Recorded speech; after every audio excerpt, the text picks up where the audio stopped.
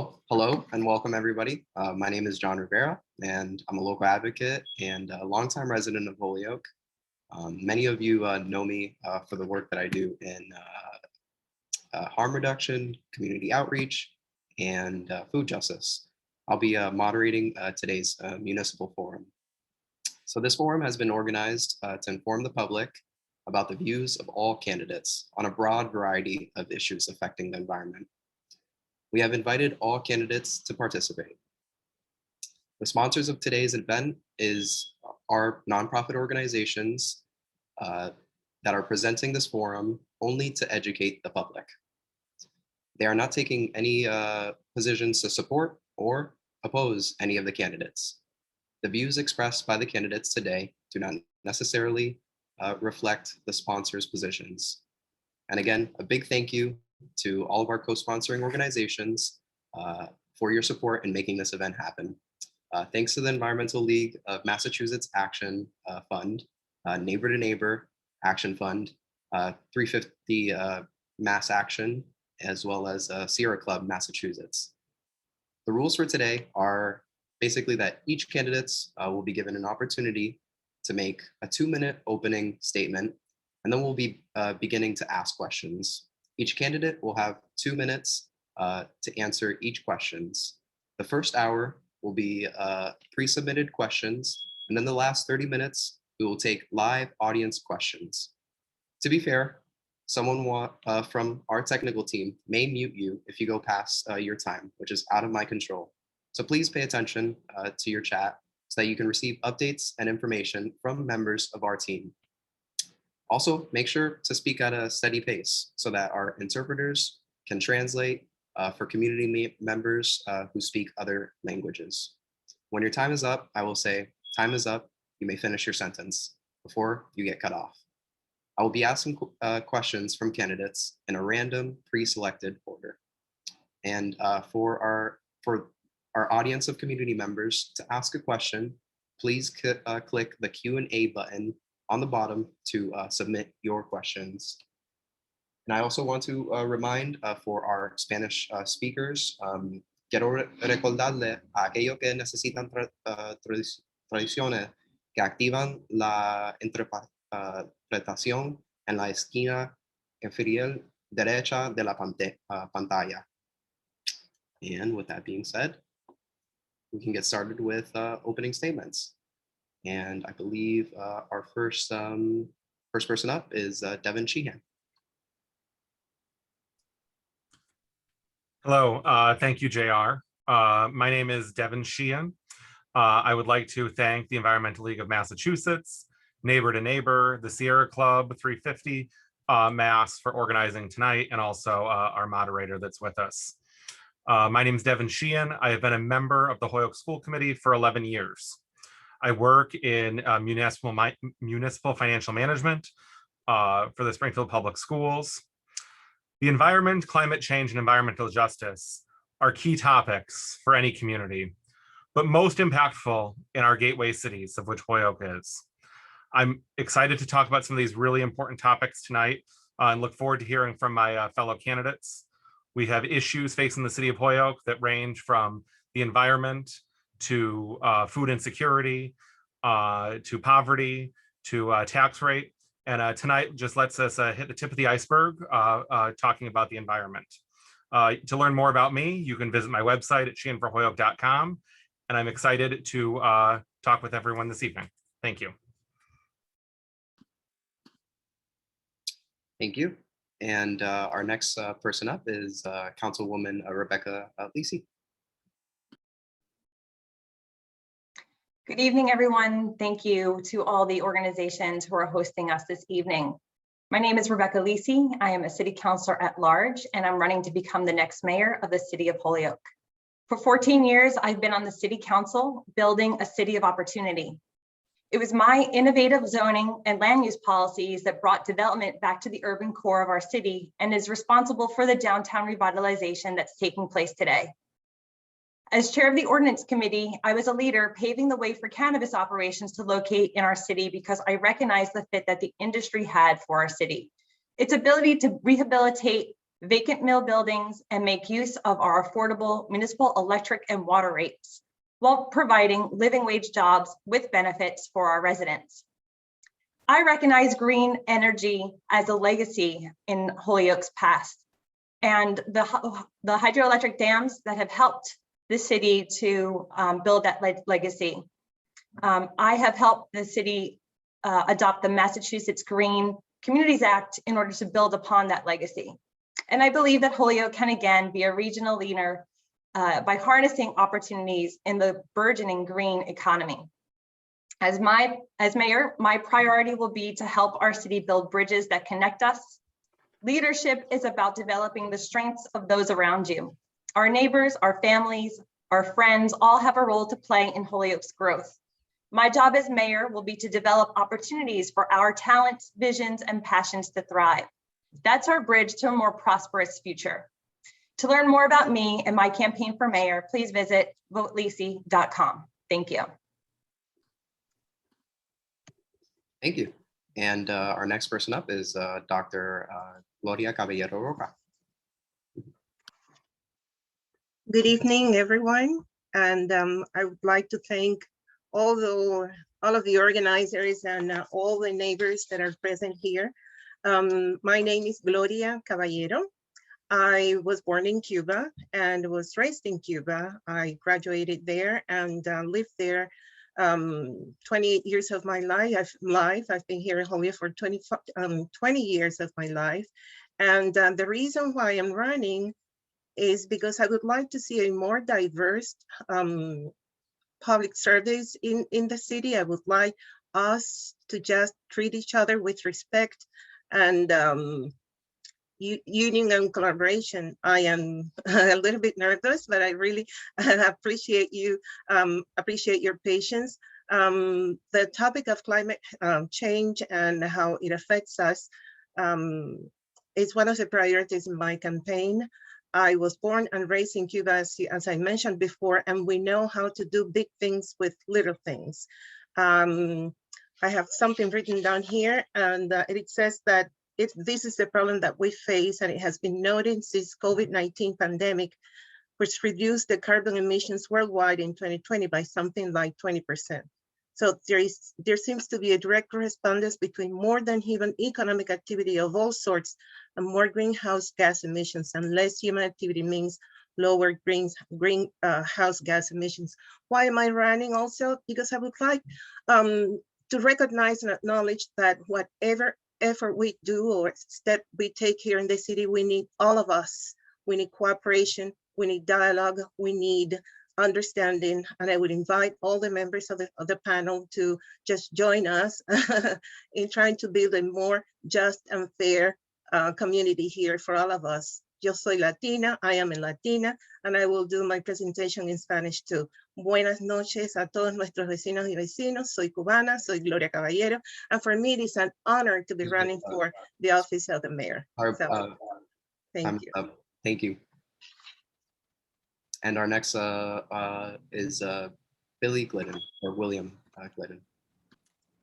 All right, thanks very much. Yeah, my name is Billy Glidden, or William Glidden, either way is fine. I'm very grateful to be here tonight. I feel very lucky to be here and to be among my fellow candidates, all of whom I respect so much. And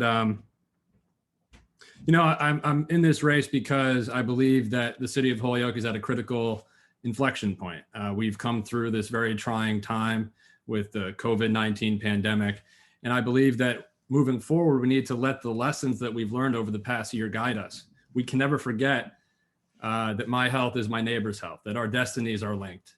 And the issues of energy and the environment and climate are very important in how we think about building a city that is inclusive, integrated.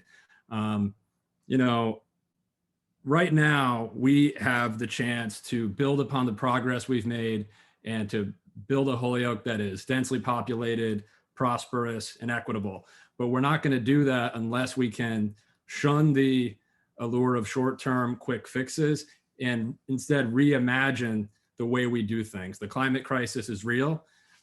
We need to think strategically about how we provide clean energy for our residents and businesses. We need to think about how do we ensure that people have access to healthy food and bike paths and things of that nature. And so my campaign is all about the people-powered movements that are here in Holyoke right now.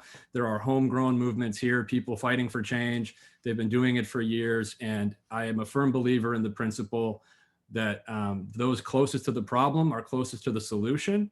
And we should be incorporating the perspectives of people all across the city as we build a sustainable, just, and equitable future for all of us to share. GliddenForMayor.com if you want to learn more about me. Thank you.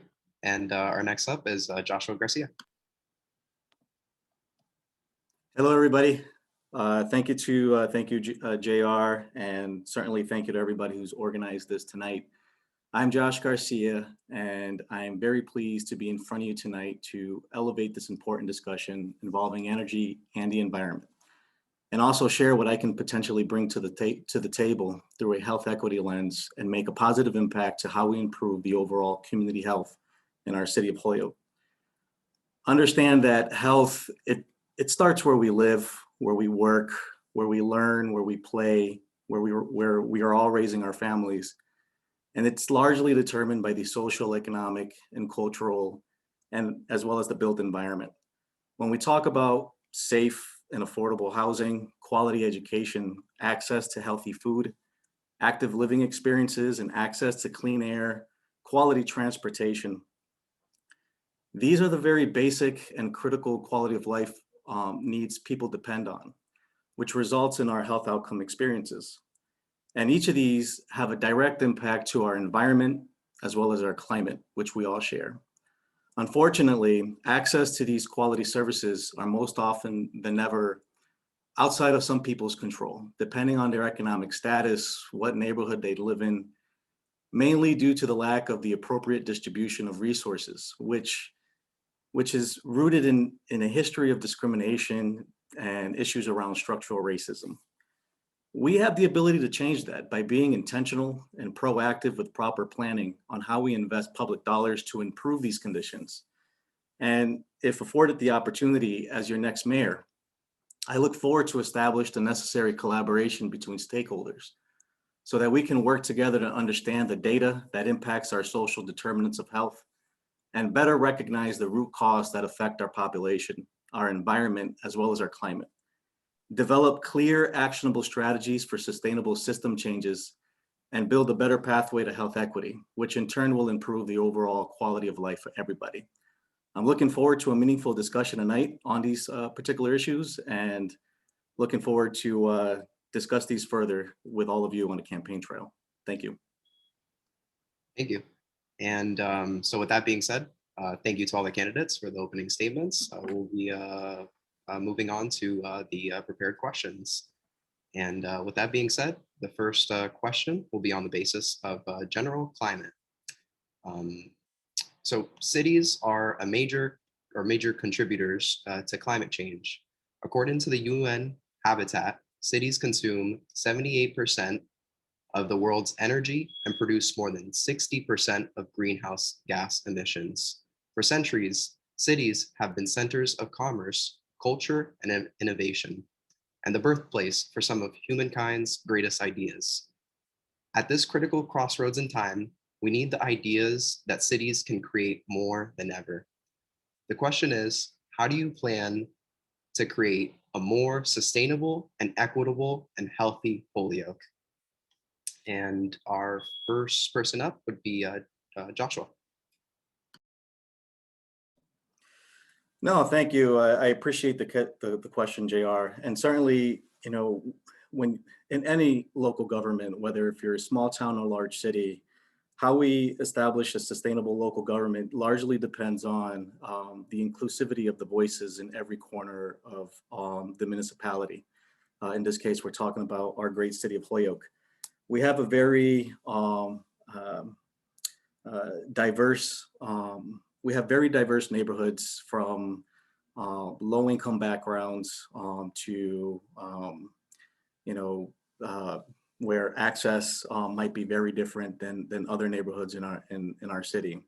And I think that in order for us to be able to get these diverse perspectives together on a path forward to understand these issues, we have to do a better job with building the bridge and how we communicate so that folks understand the challenges ahead and how it impacts all of us. And I think, by the way we do that by planning. We get what we plan for. Working from the bottom up. We haven't updated our master plan since 1999. And I think there's a real opportunity there, not just to develop any master plan, but one that includes a resiliency twist focused specifically around issues on climate change.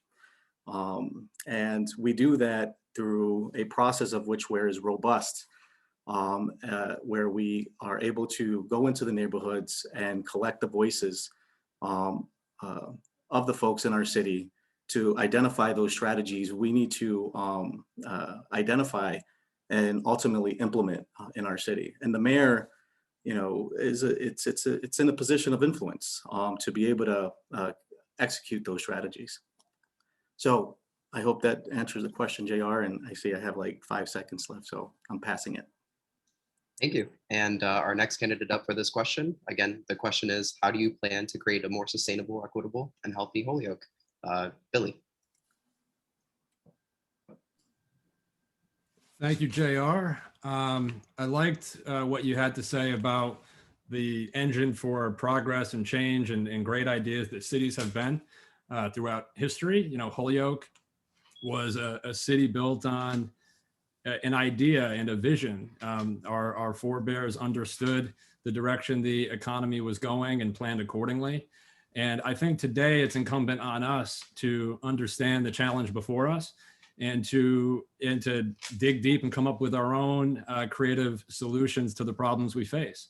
I completely agree with my friend Josh that a big part of this is making sure that we can incorporate the ideas and perspectives of people from all across the city, especially those most directly impacted by the problems of a lack of food justice, a lack of environmental justice, waste and pollution. And moreover, I think we need to lead with the principles of human dignity at the forefront. We shouldn't be making decisions that have some short-term benefit for us at the expense of the sustainable, just, equitable future that we're trying to build. So I think in the mayor's office, it really starts with what's the tone we're setting, what's the vision we're articulating. We owe it to those who are coming after us to address the existential threat of climate change, to develop more just ways to live together and to treat each other. And that starts with incorporating ideas and having a clear vision and as we walk forward. Thank you. Thank you. And our next candidate is Dr. Gloria Caballero.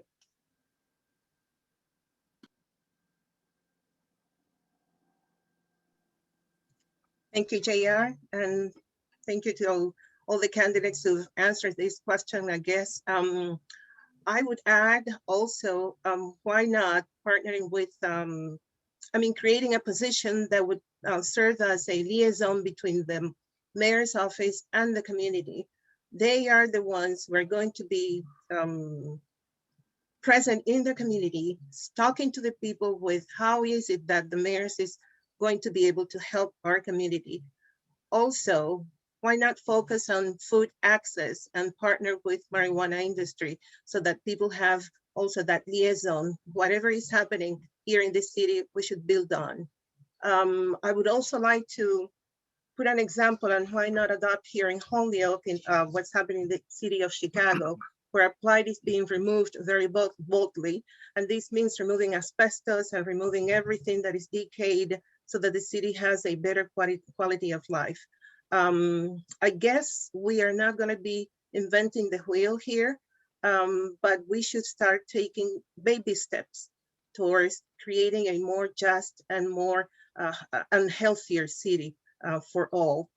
It is also true that at the national level, we are faced by a much larger challenge. And the American military machine is one of the major polluters in the world, and 2% of America's richest people have, for instance, these are just data, a lifestyle of activity and consumption that produces a carbon footprint almost 20 times their number. So the solution might be to cut by 2/3 the military budget and put equivalent of speed limit on the bridge.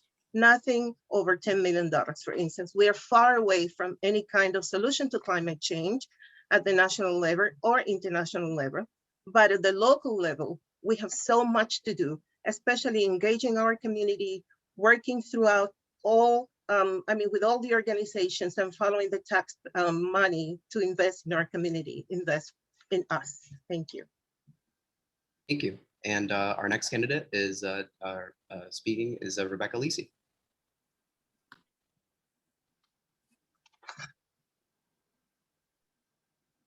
Thank you, JR, for the question. And I think when you gave the description of cities that you did, it becomes clear that transportation and buildings or land use become the greatest contributor to emissions.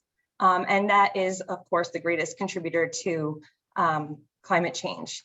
And so we need to make transitions to becoming more sustainable and reducing the carbon emissions that we're putting out into the environment as we move forward with our daily city activities.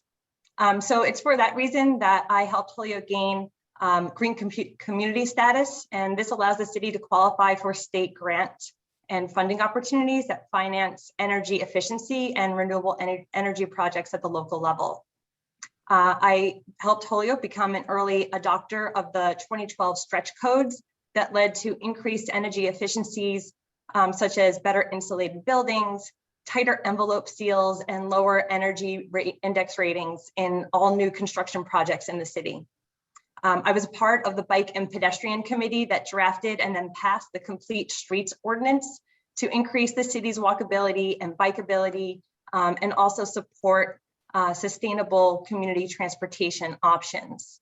And then finally, I think everybody knows how much I've worked over the years to increase food equity and reduce the transportation costs involved with local agriculture and backyard chickens.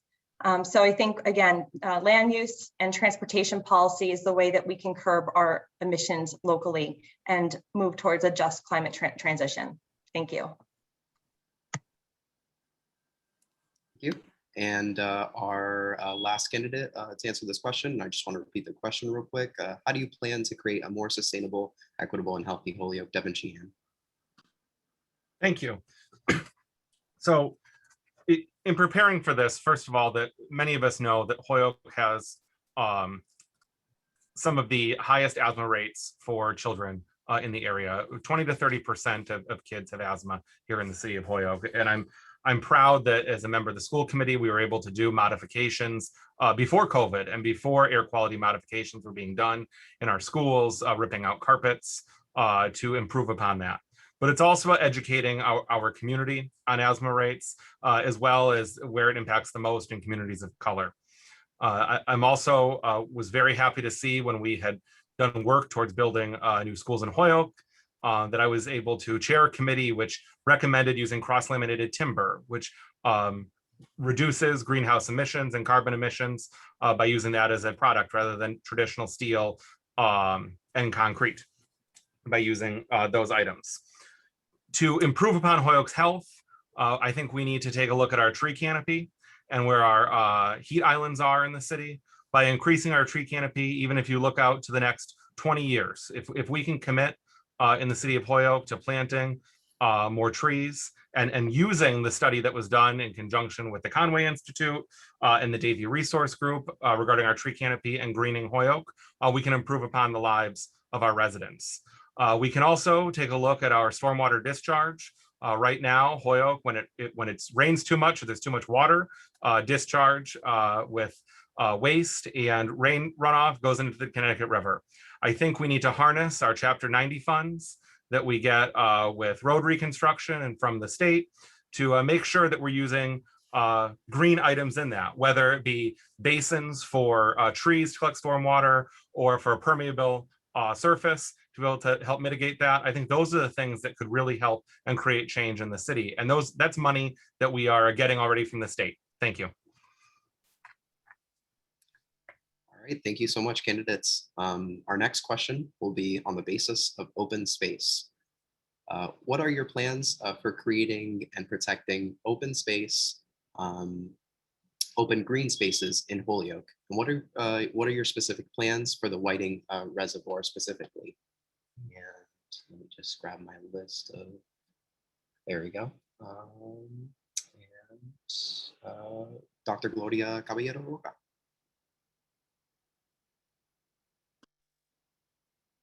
Thank you, Josh.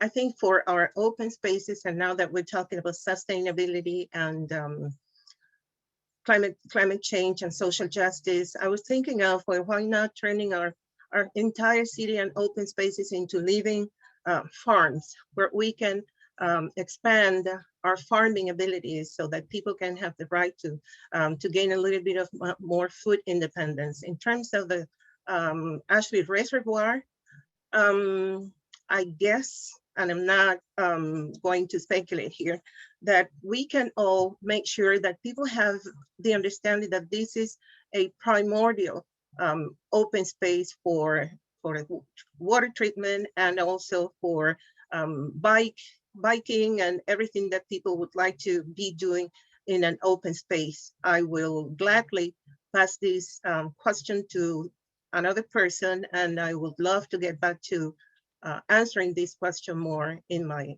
webpage or Facebook. Thank you. Thank you. And our next candidate to answer this question will be Devin. Thank you very much. I think first of all, with our open space here in the city, we need to take a look. Right now, taxpayers in this city pay into a Community Preservation Act.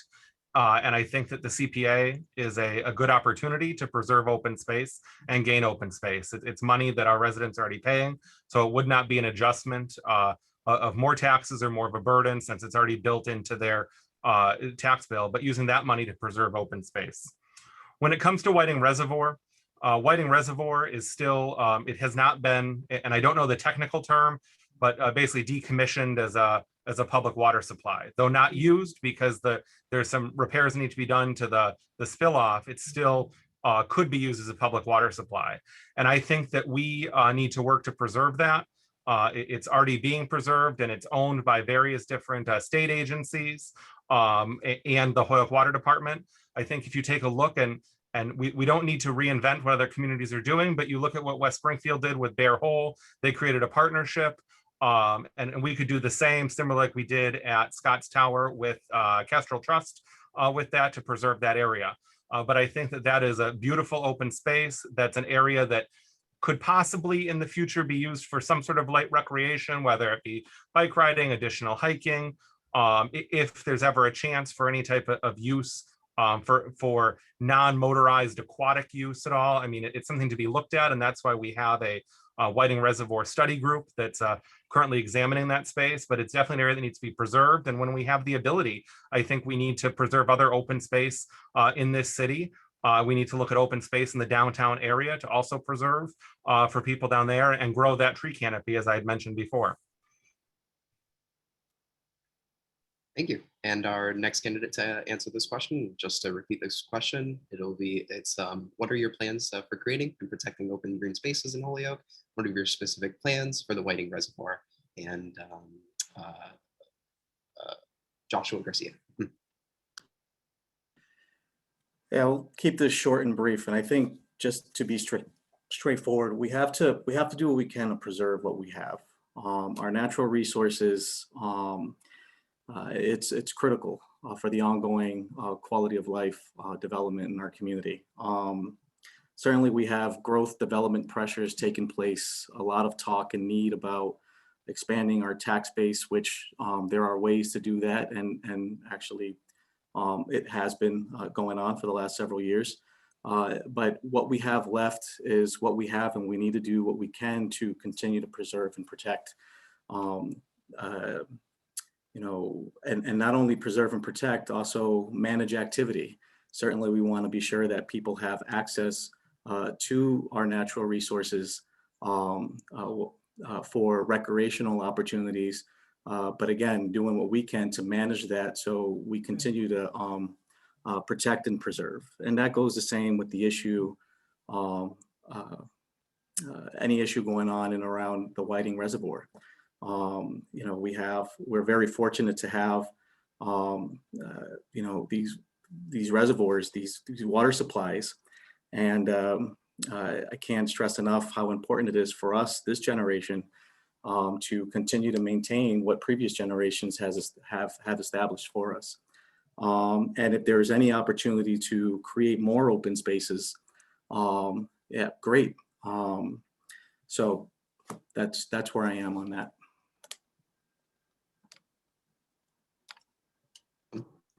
And our next candidate to answer this question will be Councilwoman Rebecca Lisi.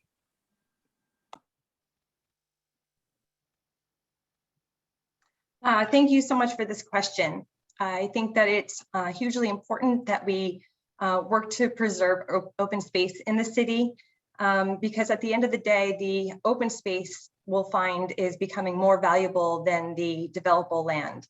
I think what we see when it comes to new urban land use studies is that they're becoming very critical of this old notion of the city as a growth machine, meaning that the old version of city or community success was based on a model of urban sprawl, where you would build out and build up upon as much cheap open space as possible. And today, I think we are starting to see the deleterious effects of that form of development.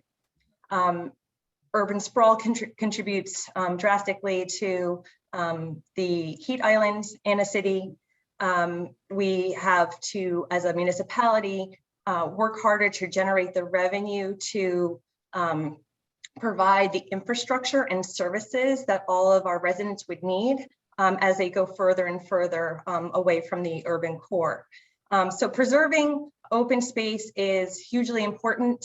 I agree with some of the other speakers who spoke about the Community Preservation Act being used to help bolster some of the work that groups are doing to preserve open space in the city, such as the Kestrel Land Trust that is working on the Daybrook Conservation Area at the moment. And when it comes to the Whiting Farm Reservoir, I believe that that is also space that should be preserved as a green space, as an open space where passive recreation would be allowed. That's biking, hiking, walking, outdoor activities that would not impact the integrity of the environment, because these are resources that we know are not easily renewable and replenishable. So we want to preserve what we do have here in Holyoke. Thank you. Awesome. And our last candidate to answer this question will be William Glennon.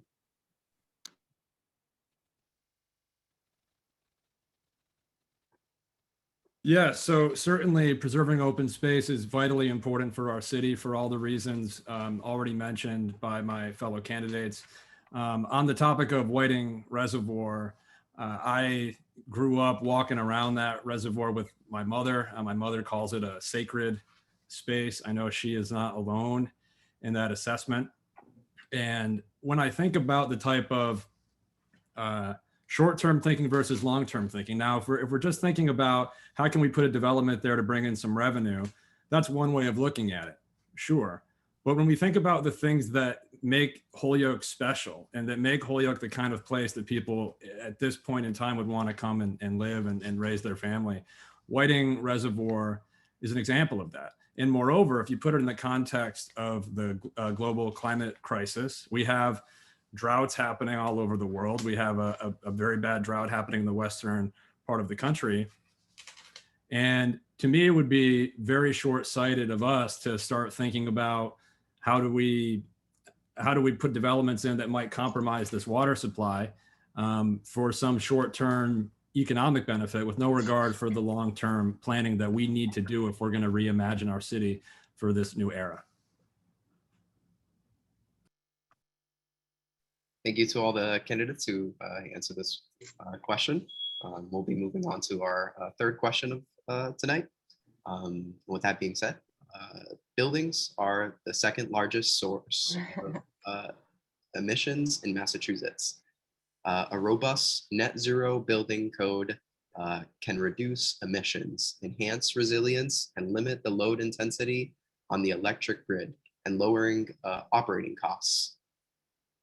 As a result of the recently passed legislation, the state will soon be creating a performance standard for new construction, which will get us closer to our target of net zero emissions. Now, the question is, will you support your municipality in opting in to this new code?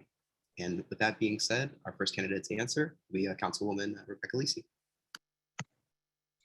Thank you for this question. I alluded to some of my responses in this area with an earlier question, but I was an early supporter of the city's adoption of the 2012 stretch code. This was in 2009 or so, where the stretch codes helped the city to ensure that new construction projects were being built with increased energy efficiencies. And so I see that the new codes that are being adopted by the state would be helping to really drive the building and construction industry to hit those emission standards even more quickly.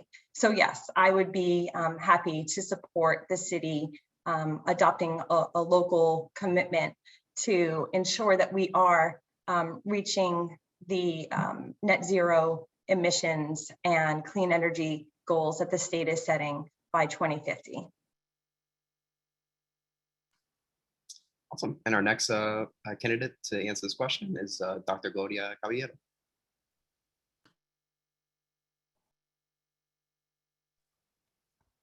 Thank you, JR. I think it's crucial that we do observe and enforce a robust building codes and creating a 10-year plan, for instance, to address blight in the city. Not only will we enforce new performance standards, but we will enforce all quality of life standards to ensure all residents live a healthy life. We will also hold accountable to all landlords who will not follow the blight removal, observe the quality of air inside every apartment building. And also it speaks also to the fact that someone mentioned before, the asthma problem that we have here in Holyoke, where Holyoke has highest standards of asthma of the entire state. That also is a problem for the quality of life of the children of Holyoke.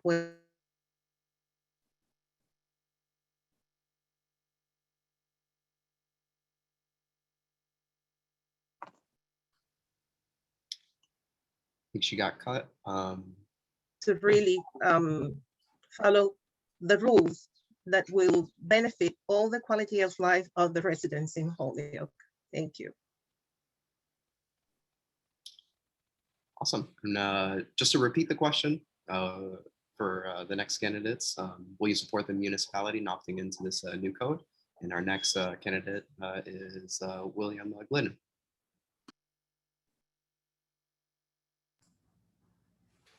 Yes, so I would support a local commitment to reaching the net zero emission goal by 2050. To get there, we obviously have a lot of work to do. Fortunately, our gas and electric is doing a lot of good work on renewable energy, but there's a lot more work to do in terms of bringing buildings up to date and transitioning off of fossil fuels, transitioning off of natural gas. And frankly, I think to achieve this, we'll need to break through some of the political dysfunction that we see in Holyoke. Now, just a few years ago, the city was offered over $200,000 from the Bar Foundation, which would have enabled us to get some of our biggest users of natural gas to reduce their consumption and maybe would have freed up some of the capacity that people are so concerned about now. So again, I think we need a commitment to longer term thinking, breaking through a cycle of endless conflict and find ways to cooperate around issues that have long-term impact on the common good. Thank you. Awesome. And our next candidate to answer this question is Devin.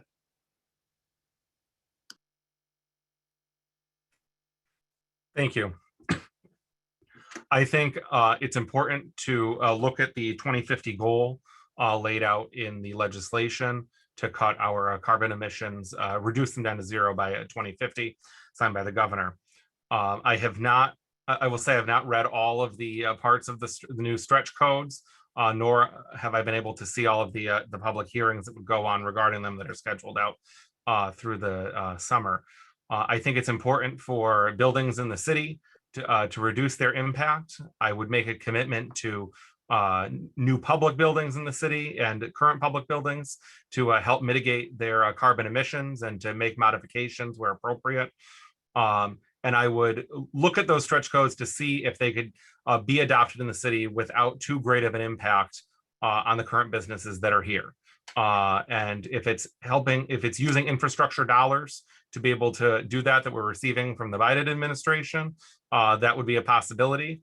But to come out today and say that I would 100% support adopting this in Holyoke is difficult, considering it's still it's still being dealt with in hearings for the actual regulations by the building trades division to come out with those.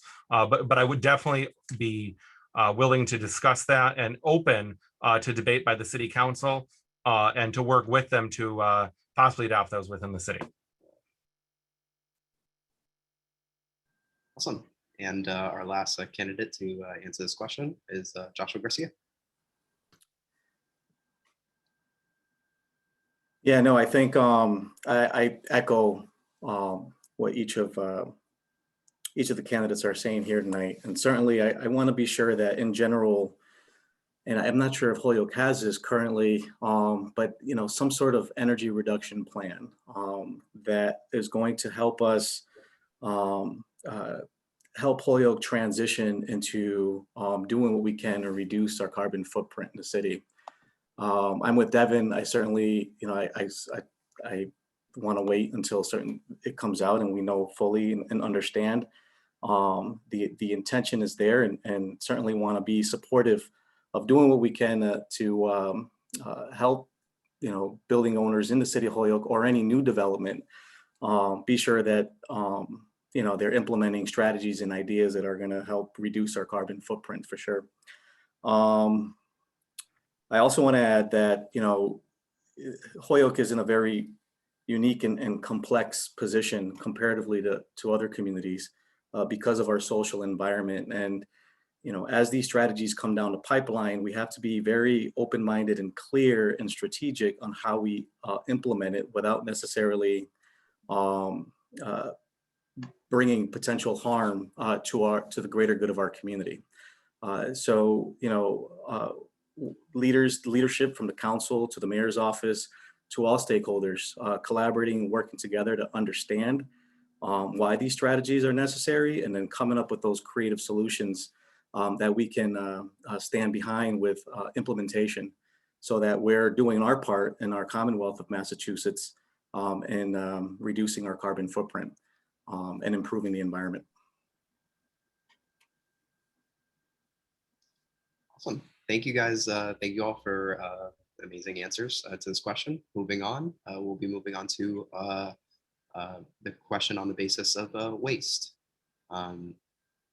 The amount of trash in Holyoke has grown exponentially, and the rising costs of recycling are hurting our communities. What is your plan to reduce the amount of trash and recycling and improve the infrastructure and beautify the city as a whole? And our first to take a stab at this question is a school committee member, Devin Sheehan. Thank you very much for that question. So I agree with you that the amount of trash has increased within the city. And I think that we've become such good recyclers. We're also seeing increased recycling going on, and people do their due diligence to make sure that's separated. I think that we can look towards some other communities and promote community composting within our city. And I think that if we looked at piloting some composting zones, whether it be in certain sections of the city, certain neighborhoods, but do a rollout to see if we can reduce our waste. By being able to reduce some of our waste through composting, it would also decrease the costs that we are assessed to actually get rid of our trash and recycling, since that's all based on weight. So if we are able to effectively compost and set up a more robust composting system within the city, then we would be able to not only reduce the amount of trash that we have, but also reduce the bill that we get for getting rid of our trash. And like I said, it's not going to be something that we say everyone in the city start tomorrow with your composting, but look at it with a very strategic lens and start off in small areas. Like I said before, Holyoke has $14 million over the next couple of years each year that we're going to be getting from the Biden administration to be able to be used on infrastructure. And we can use some of these green technologies to do that. We can partner with Dean Technical High School and really push some of our green work out of there and push a community composting program. Thank you. Thank you. And our next to take a stab is Rebecca Lisi, sorry, or Councilwoman Rebecca Lisi. I am ABD, so not quite a doctor just yet. Thank you for the question. So yes, there is a lot of trash being generated in Holyoke and cities like Holyoke, just due to our consumer habits presently. One of the nice things that Holyoke does still provide, where other municipalities are actually falling away from this practice, is Holyoke is providing free trash and recycling pickup for our residents curbside. And this really helps to facilitate that trash and recycling is getting to where it needs to go.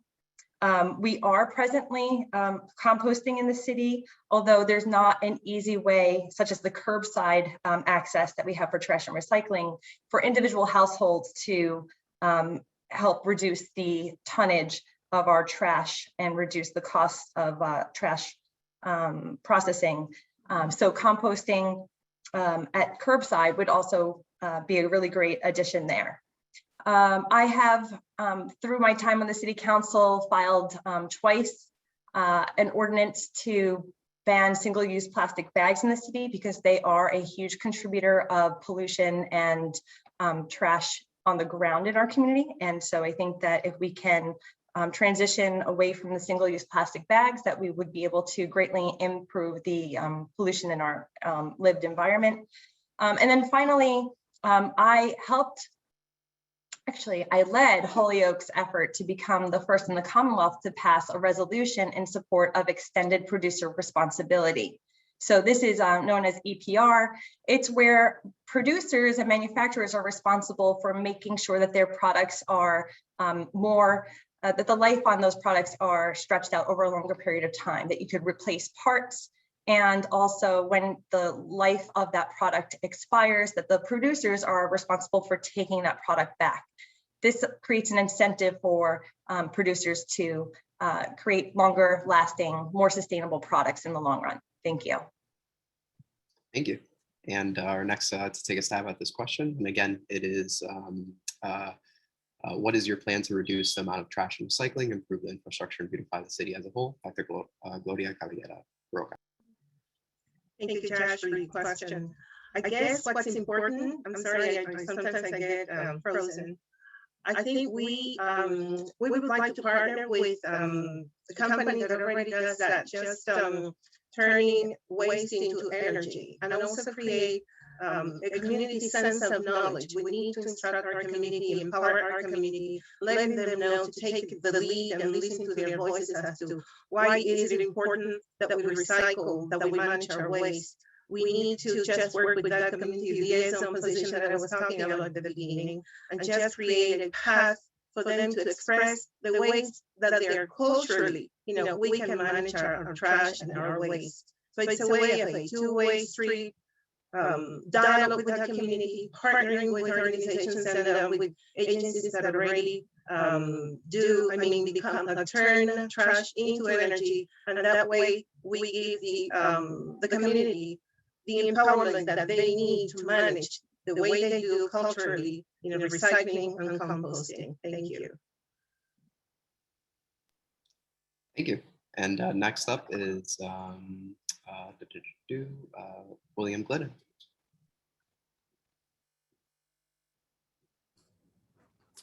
Yes, thank you. It's a good question.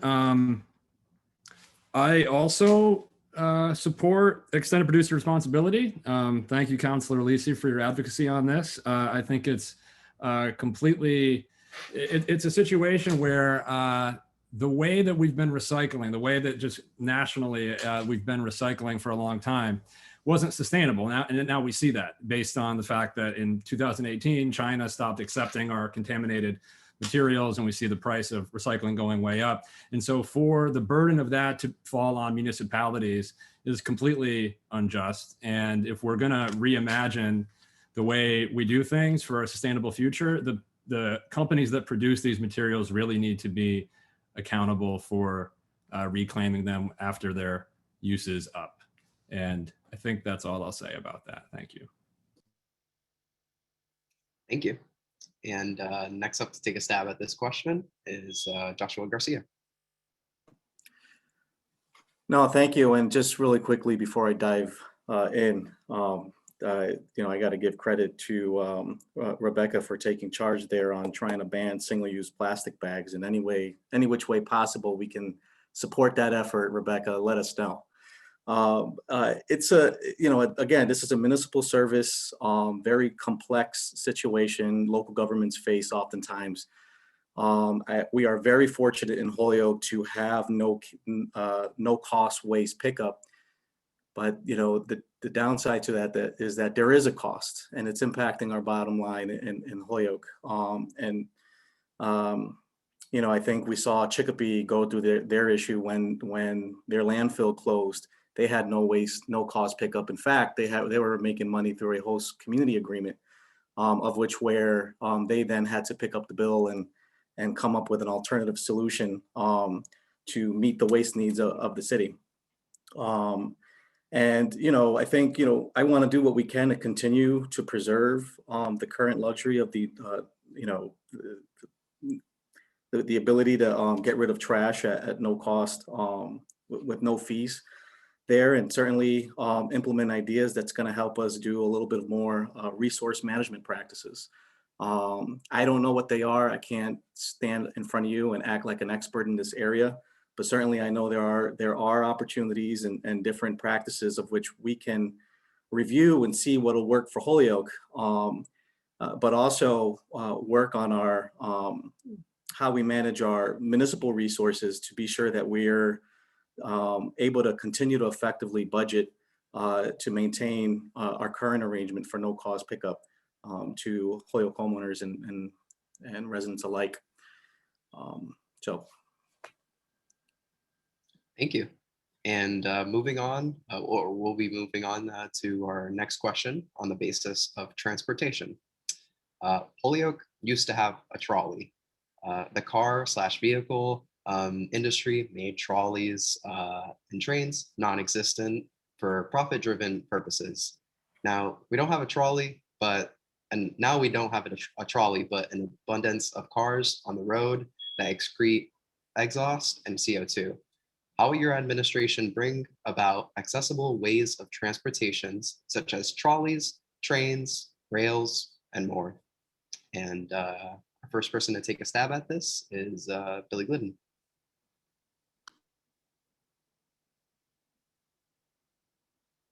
There we go. Yes, thank you, JR.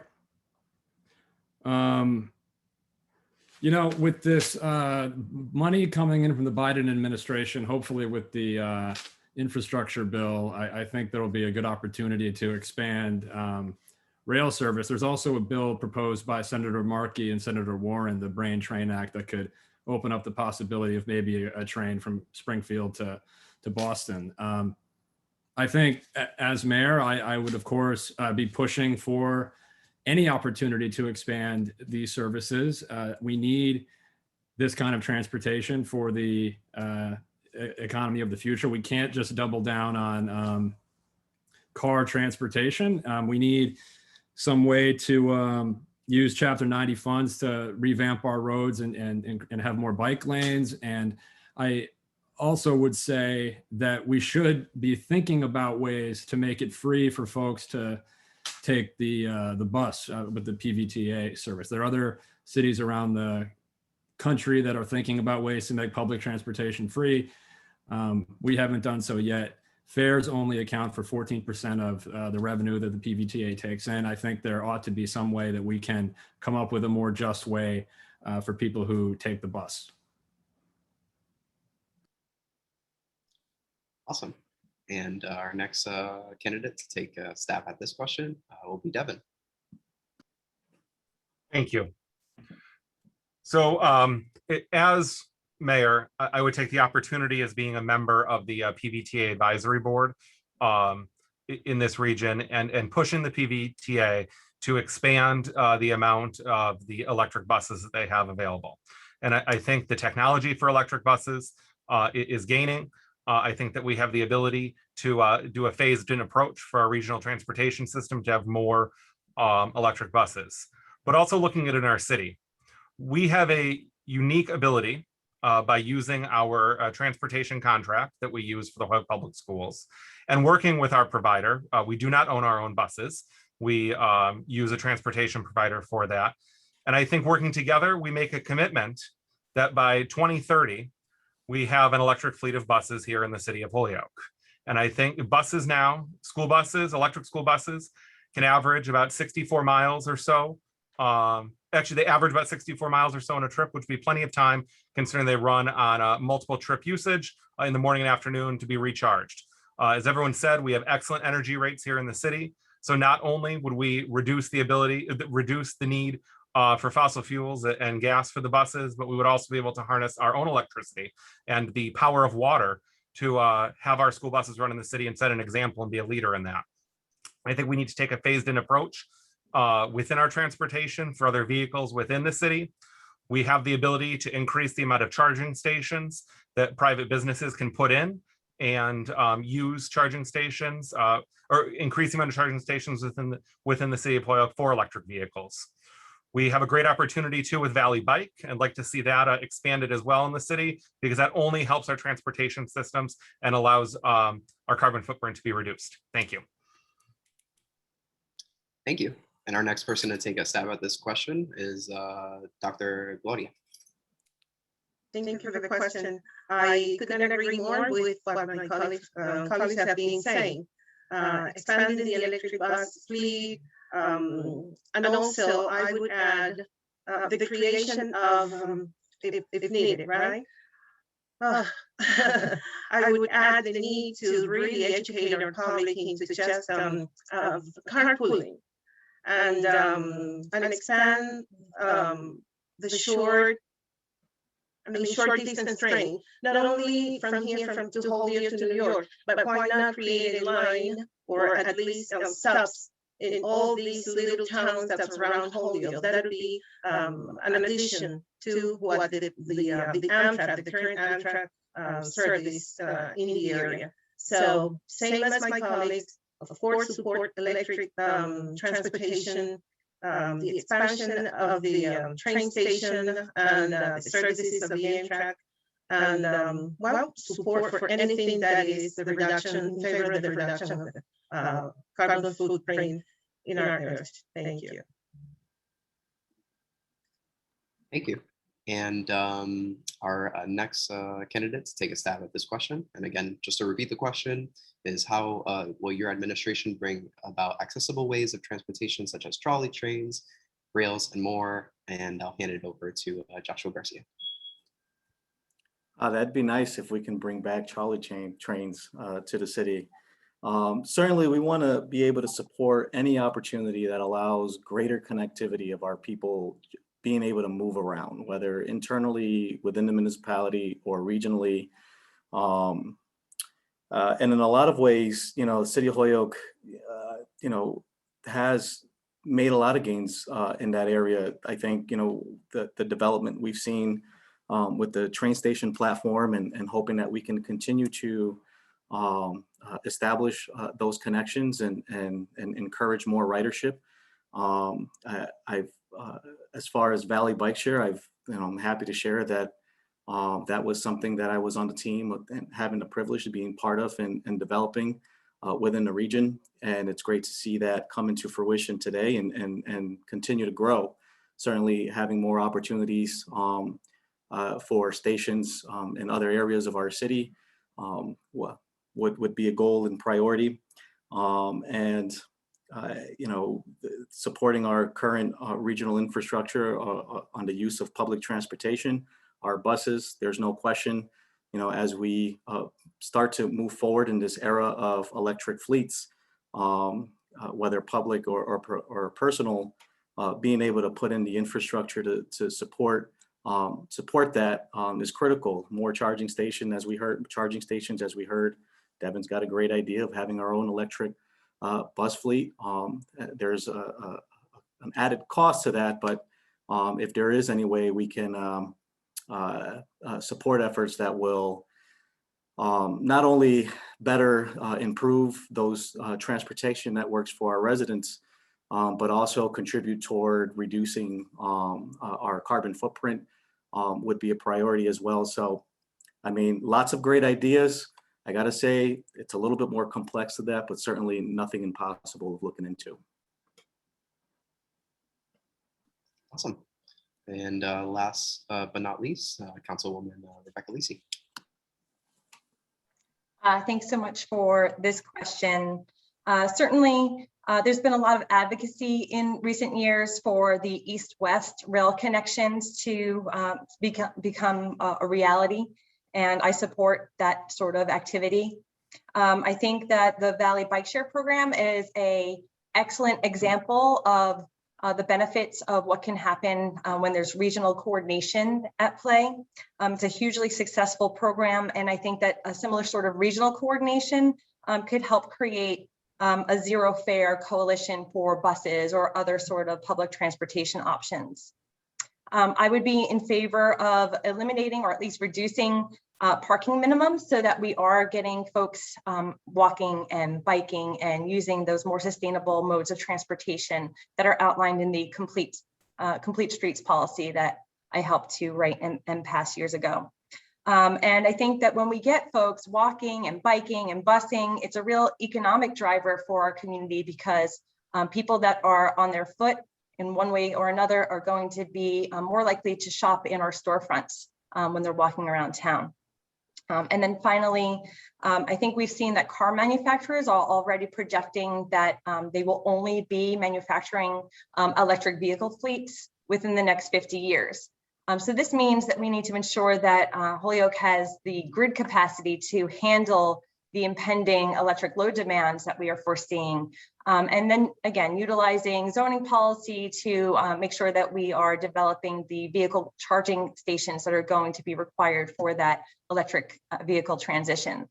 The city is already anticipating a transition to an all electric municipal fleet. And the G&E is starting to make sure that we have that charging infrastructure in place. I think the last piece there is that making sure that when we are using an electric grid to power these vehicles, that the electricity is also green and renewable. Thank you. Thank you guys so much. And with that being said, I'm going to hand it over to Claire. And yeah. Thank you so much, JR. That was wonderful and really appreciate it. So now we're going to move to the, again, my name is Claire Kelly. I work for the Environmental League of Massachusetts, and we're going to kick it over to the live questions. And we're really excited. Katie Talbot is in Holyoke at a watch party with numerous people, and they have a question. So you're going to have one live from the audience. Thanks, Claire. Thanks, everyone, for being here. We have Janae King, a resident here in Holyoke, a voter here in Holyoke, who has a question, and I'm going to have her come up and ask it.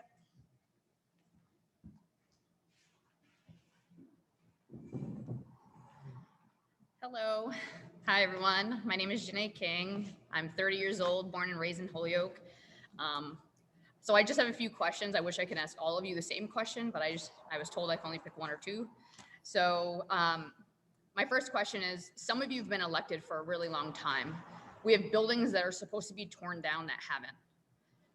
If you were, as a mayoral candidate, how are you going to reduce emissions with our track record by 2050? And this question is for Rebecca Lisi. How are we going to reduce the emissions? That's kind of like the hot button topic right now. Green emissions, but how are we as a city going to do that when we're not even handling the problems we already have? Thank you so much for your question. In my opinion, I don't believe that we do have a lot of buildings that need to come down. I am a big advocate of historic preservation, and I think that when we can preserve the old brick infrastructure that we have in the city that creates an authentic sense of place for Holyoke, then we're actually reducing our carbon footprint dramatically, because every time a building was erected, carbon was used in the creation of that building. And if we were taking down these buildings, that means that not only are we creating a hole, a sinkhole, if you will, of the carbon that was used in that building, but then we're doubling that sinkhole of carbon in the construction of something new. So for me, I've always been an advocate of historic preservation. Again, the brick building infrastructure of Holyoke creates an authentic identity that Holyoke needs to hold on to.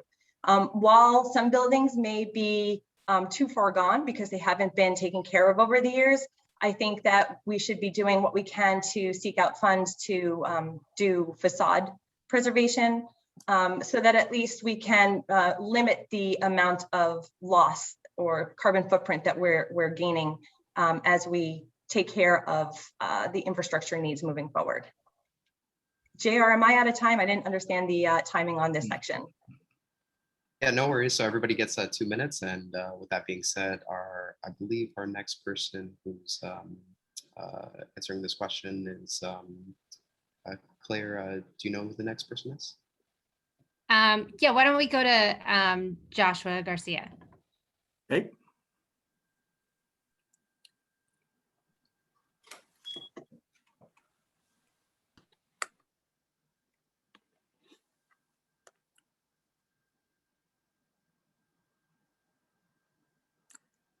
The same question? Is it the same question? Yeah, is it? I'm sorry. It is the same Yeah. question? Why don't we, I just want to give everyone the opportunity to and then we'll come back to you for the next question. Oh, okay. Okay. I guess I'll just ask this one. So I guess, yeah, I'll just do the same question. How are you going to reduce emissions, kind of with our track record in the city? How are we going to reduce that? Like I said, it's a big button topic. It's great to hear, but as I'm sitting in front of the screen, what are you guys going to do to reduce the emissions in our city? Thanks. So it's a great question, and I think part of your question also includes, we have this track record of not being able to,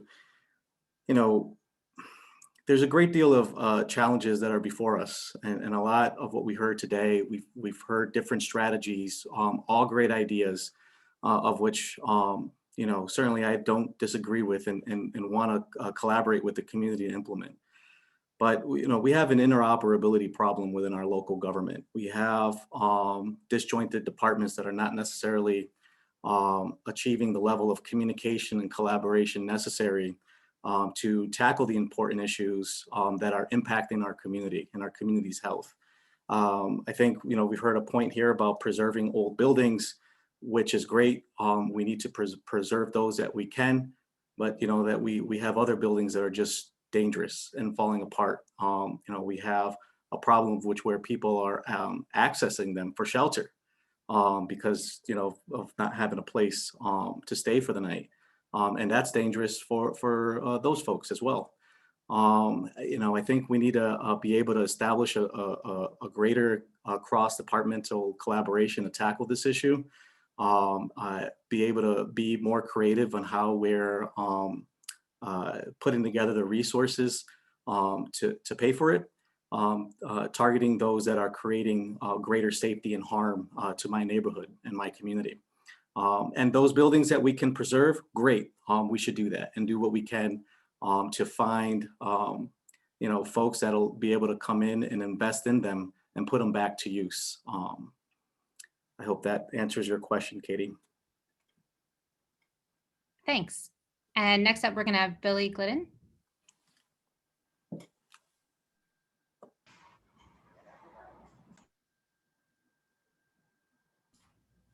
Sure. Thank you, Katie, for the question.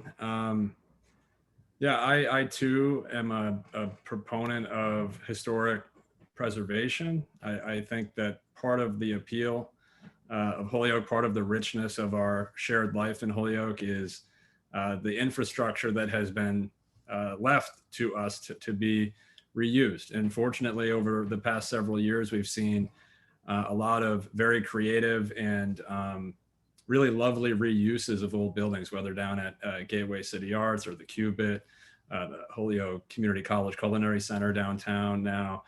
That's part of what makes Holyoke special. At the same time, I think we can find ways to do more. I mean, right now, the former Lynch School is in the process of being torn down. I hold with those who believe that that could have been repurposed for a different use, frankly. So was there part of your question that was about clean energy too? There was a lot packed in there. Sorry, Katie. Are you still there? Oh, that's so sad. Yes. Sorry. Yes. I'm not Katie, but yeah. Oh, No, Janae. You're Janae, but then sorry about that. Screen. Yeah. No worries. But yeah, that was the question. I have another question, but. All right. Well, that's all I'll say then. Okay. Thanks, Janae. Thanks. I think we're just gonna get everybody the opportunity to answer your first question. So we're gonna go to Gloria Caballero Roca next. Are you there? And Gloria, if you're if you have the Zoom on your phone or anything, turn it off because there is a little bit of an echo last time. I see. Put it somewhere. Yes, hi. Buenas tardes. Thank you for the opportunity. Gloria, you're still echoing. If you could turn, Excuse me. Let me throw my phone away. How about that? ¿Y ahora? No? Better? Yeah, a little better. Yeah. You would have to shut off the actual app. If it's on the phone, you would have to shut off the app or hang up the call. Okay. So can someone else answer while I deal with this? Okay. we'll come back to you. So school committee member Devin Sheehan, do you want to go? Sorry Sure. about this. So Janae, just so I understand, the question was, how do we hit this lofty goal by 2050, right? Is that the root of the question when we have so many other issues facing the city? Yeah. So Okay. other buildings have been addressed. Yeah. Okay. So that's a great question. And it goes back to what we were discussed earlier with some of the questions about the new climate bill and the expanded stretch goals, is that I will say, and I'm okay being a leader right now, saying I don't know. And I think that it's an aggressive goal laid out by the legislature and the governor to actually be able to reduce down by 2050. And I think that I would obviously have to consult with others on how we make Holyoke a more green community. But I think too much was done in a silo, and those of us that are urban centers and gateway cities maybe weren't, our voices weren't heard enough when this was being created for these lofty goals. But I think we need to work with business owners and our own public buildings and our own public uses and see where we can mitigate some of our carbon footprint. Like I mentioned before with electric buses, I think if we do things to mitigate some of our stormwater runoff, it would help with our carbon emissions. I think that if we're able to create more ability for electric charging spaces for vehicles, that would help with that. But I don't have the answer to that. And I don't know if anyone has the direct answer to that of what we'll do. I think that we look at other renewable energy sources. Within the bill, I believe that the state was able to purchase more wind power as an option. I think it's working with our gas and electric on how we mitigate that. But I'll say as we increase the electric consumption, it does cost money to run new wires and to lay that infrastructure out. So it's a really great question that I don't know if anyone would have the answer to right now. And I'm okay saying that. And I will say that as we move along and we can cut down on some of our consumption, I say we do that and we work as a community to find those answers and we work together on that. Thank you. Thanks. Gloria, do you want to come back and try again? Yes. How about now? ¿Y ahora? Mejor? Better?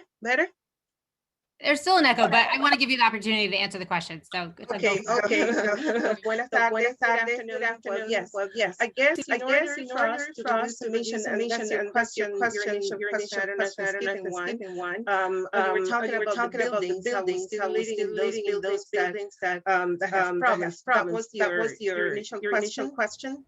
You're echoing. I'm so sorry. Is it us? No? No. If you have anything on this in your house that is on the webinar, it's going to echo. Yeah, no, I don't have. Why don't you log out and log back in, and we'll keep going and hopefully come back to you. Okay, sorry about that, everybody.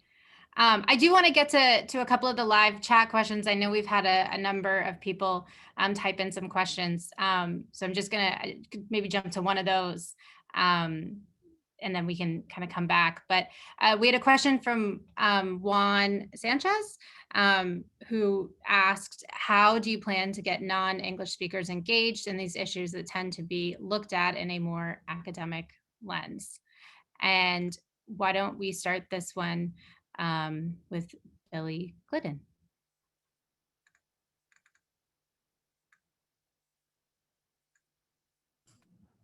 Hey, thanks, Juan. Good to hear from you. You know, I agree it's critically important to have outreach for Spanish language speakers and to have translation services. But honestly, I would put the question back to Spanish language speakers themselves. I myself don't know Spanish. I would want to know what services would be most useful to you as far as how to make City Hall more accessible and how to make the meetings and so forth more accessible. So I would have an open mind about that and would be committed to doing whatever it took to make the city as open to everybody, no matter what language you speak, what you look like, what neighborhood you're from, as possible. So I welcome your ideas, Juan. Give me a call. Great, thanks. And Joshua Garcia. It's a very important component, I think, in our process, something we've always talked about for decades. And over the years, you always see new ideas and new strategies to be sure that every voice is heard, particularly in our most vulnerable neighborhoods downtown. I grew up in the city of Holyoke, right in South Holyoke. I lived in the flats before my wife and I bought our home. I went to school in the district.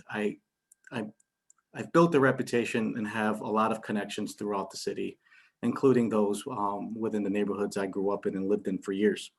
Also understand that there's a disconnect. There's people that just do not understand the role of local government and don't understand the power that they have to take control of decisions that are ultimately theirs. And I think that, you know, whoever the next mayor is going to be, I know I myself in particular very strongly believe in the idea of establishing neighborhood associations. I think that right there is a platform that will allow the opportunity for folks in every neighborhood to better understand and learn how the government process works, so that when any decision comes to their neighborhood, any new development, any project ideas, any improvements in their neighborhood, public improvements, that it goes through that association and that we're intentional with being sure that their voice is at the table and have some degree in control of the decision that's going to be implemented ultimately. So it's very important to me, equity and inclusion, and something that I hope to keep in the forefront in every level and conversation that I look forward to accomplish at City Hall. Thank you. And next we'll move to Councilor Rebecca Lisi, and I'll repeat the question again for those of you, but again, it's from Juan Sanchez. How do you plan to get non-English speakers engaged in these issues that tend to be looked at in a more academic lens? Thank you for the question and for repeating it, Claire.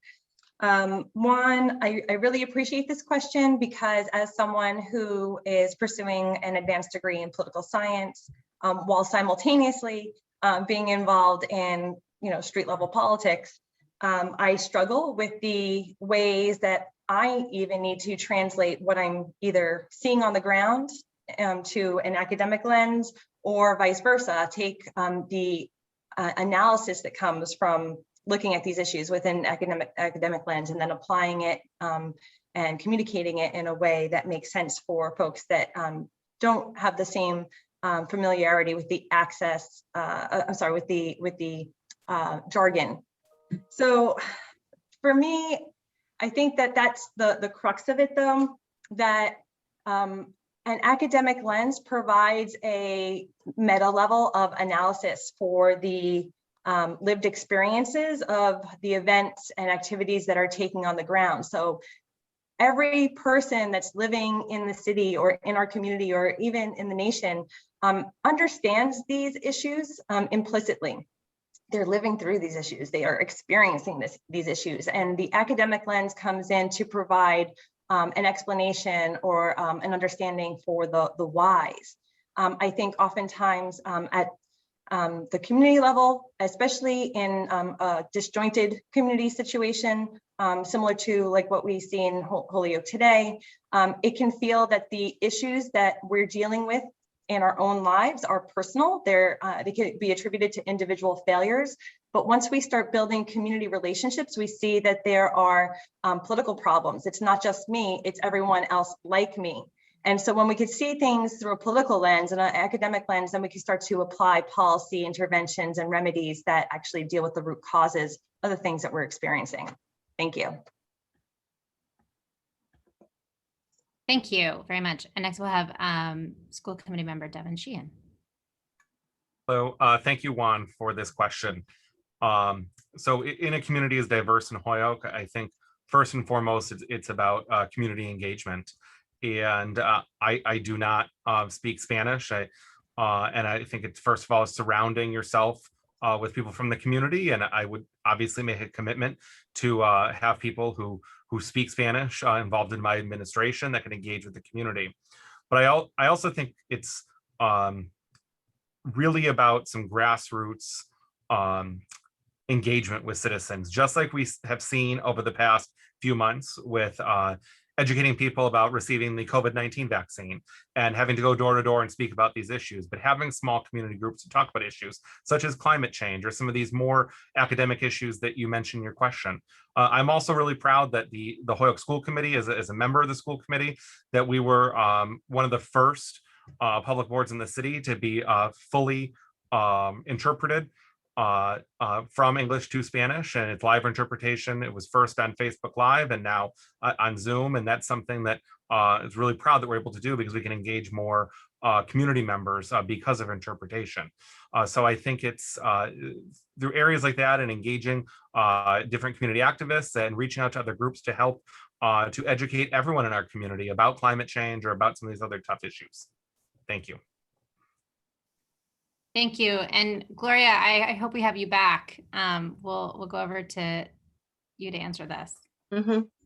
Bueno, pues muchísimas gracias, Juan, por la pregunta.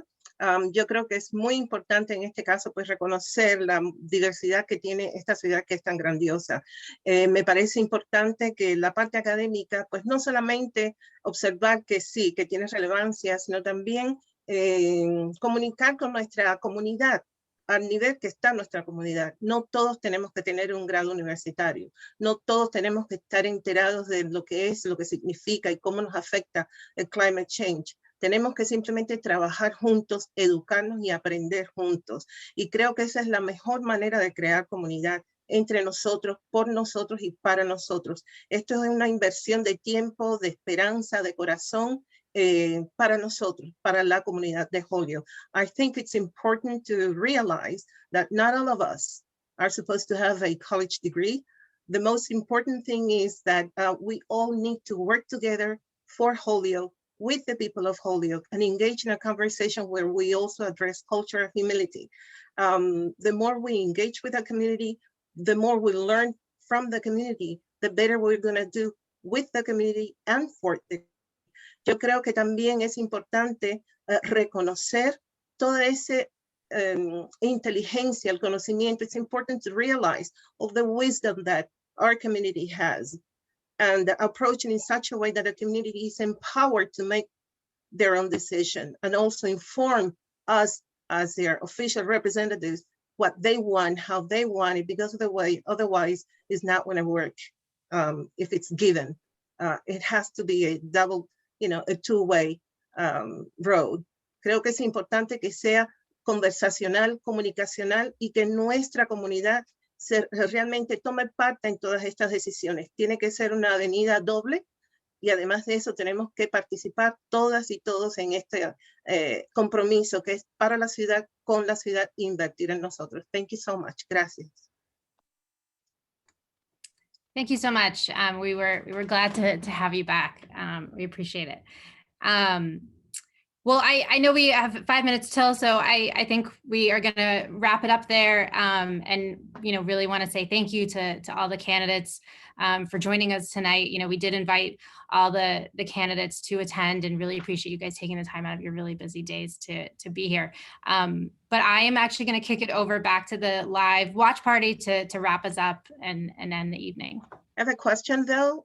Is it fair for me to answer the question of that? The person who asked the question about the building. Yeah, sure. Sorry about that. That's okay. Okay, so yo creo que es importante también que se remueva, se quite todo lo que es hongos, todo lo que es todas estas cosas que emiten en estos edificios. At the end of the day, I think it's important that we really pay attention to landlords, really pay attention to blight removal. It is in the the neighborhoods where we have the most concentration of Black and Latino children. And this is important. This is a community that has resilience, and we have to support this community. And if the community says, what are you going to do? Because you're going to be our next mayor, I will work with my community. I will ask the community, where is it that you're hurting? Because it is the fact that Holyoke has the highest rate of asthma in the state of Massachusetts. So it's for the community and by the community. Es para la comunidad y reconozco que es necesario trabajar y además de eso darle la capacidad a la comunidad que pregunta, ¿qué vas a hacer por mí como mayor, como alcaldesa? Yo voy a trabajar para que se remuevan todas estas cosas que emiten y que afectan tanto a nuestros niños latinos y nuestros niños negros. Muchas gracias. Thank you so much. Thank you for the opportunity.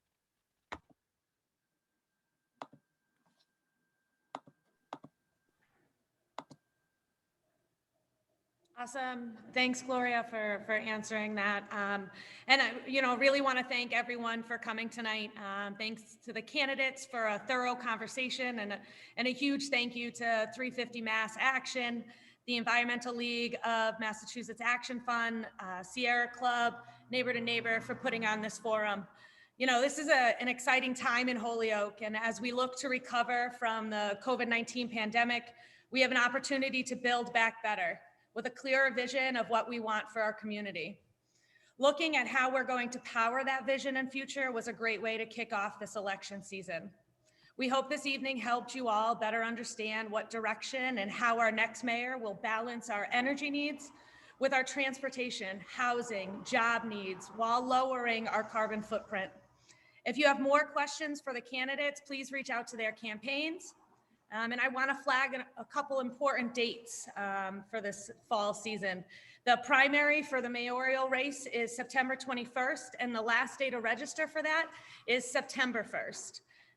Municipal elections is on November 2nd, and the last day to register for that is October 13th. If you've moved recently, please update your address, and you can do that through the Secretary of State's website, www.sec.state.ma.us, or head over to Holyoke City Hall and you can update your address there. Thanks again to the candidates, our sponsors for this event, and everyone who came and spent their evening with us. We really look forward to this fall season. Thank you. Thank you. Thank you so much.